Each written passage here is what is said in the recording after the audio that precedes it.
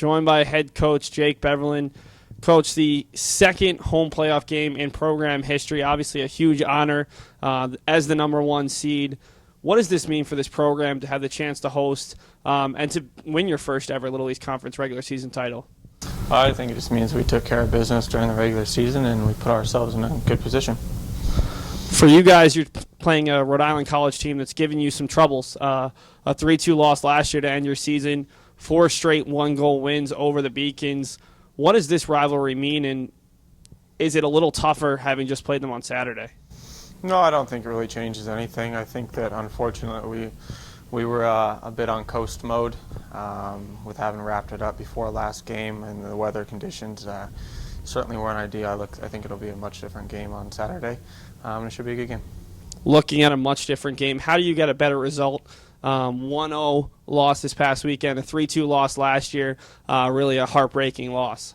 I don't really think that last year's result means anything at all, to be honest. A different team that we had last year and a different team that they have this year.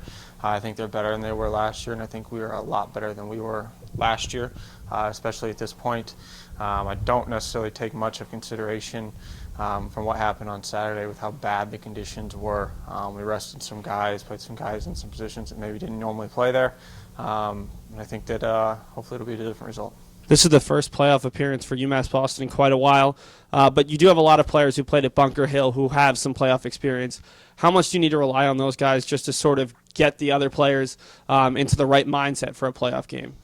Well, I think everyone's ready to go. I think a lot of the people, I know that the transfer players and whatnot, wherever they came from, have played in playoff games. But I think everyone's ready to go. I think the mindset's been kind of the playoff mode all year, so I don't think we really need to change anything. We just need to keep doing what we've been doing. Sometimes playoff games come down just to that one goal, first goal, and then maybe the other team will sit back. What do you need to do to slow down Emmanuel Asadou, the leading scorer in the Little East, and how do you need to get your own leading scorer, Pedro da Silva, more involved? I'm not really too concerned about what he does. I think I'm more concerned about what we do, and we've kind of been that way all year. If we take care of what we need to do, like we have been all year, I think we'll be in a position to walk away with the win at the end of the game. Pedro's goals have just been coming from everyone playing well and get him service. And as long as we get him service in the box, I think we'll be fine. Whether he scores or someone else scores, I don't think it really matters to me. Thanks so much for your time, Coach. The Beacons host Rhode Island College on Wednesday at 1:30 p.m.